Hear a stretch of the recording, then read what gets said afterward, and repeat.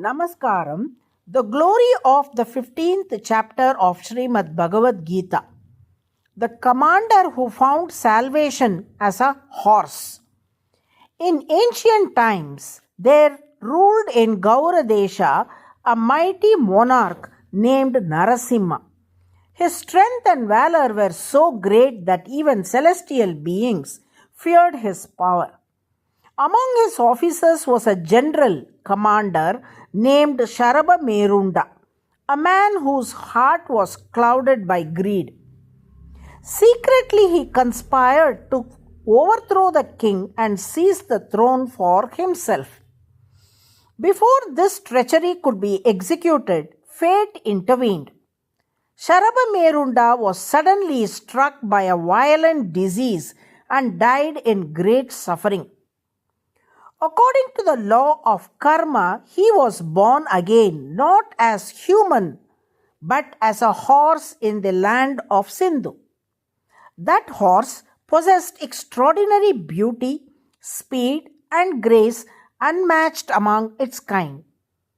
A wealthy merchant's son from Gauradesha noticed this remarkable horse and purchased it at a great price, intending to present it to his king. When he reached the capital, he was granted audience before King Narasimha and spoke with pride about the rare treasure he had brought.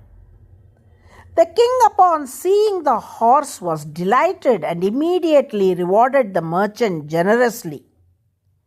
Some days later, the king set out for a hunt, riding this very horse. Chasing a swift deer deep into the forest, he became separated from his retinue. Exhausted and thirsty, he rested beneath a tree, tying the horse nearby and seating himself upon a stone. At that moment, a piece of parchment fluttered near him. Curious, the king lifted it and saw written upon it half a verse from the 15th chapter of Srimad Bhagavad Gita.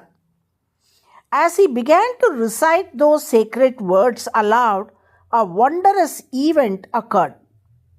The horse suddenly collapsed, and from that body emerged a radiant four-armed divine form. A celestial airplane descended from Vaikunta, and the liberated soul was carried away to the eternal abode of Lord Vishnu.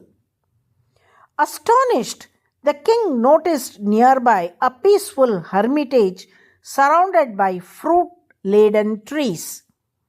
There sat a serene Brahmana absorbed in spiritual discipline. The king bowed before him and humbly asked how such a miracle had taken place. The sage Vishnu Sharma replied, "O king, that horse was once your general Saraba Merunda.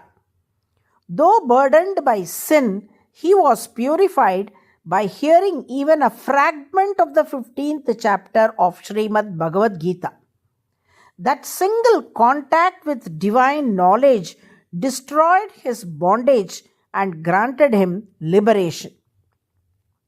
Deeply moved, the king returned to his capital and devoted himself daily to studying that sacred chapter. Soon renouncing worldly power, he crowned his son as a ruler and withdrew to the forest. There, with unwavering devotion, he recited the 15th chapter of the Bhagavad Gita until he too attained the lotus feet of the Lord Vishnu. Thus is revealed the incomparable power of the 15th chapter of Srimad Bhagavad Gita, known as Purushottama Yoga. Even a single verse, when heard or recited with sincerity, has the strength to dissolve lifetimes of sin, awaken divine remembrance, and open the gates of Vaikunta.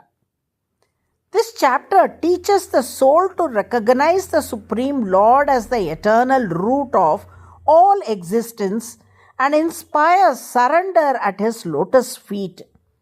Therefore, Those who regularly recite, hear, or contemplate this chapter are assured of freedom from bondage and attainment of the highest spiritual destination. Thus end the sacred glories of the 15th chapter of Srimad Bhagavad Gita as proclaimed in the Padma Purana. Narayana, Narayana.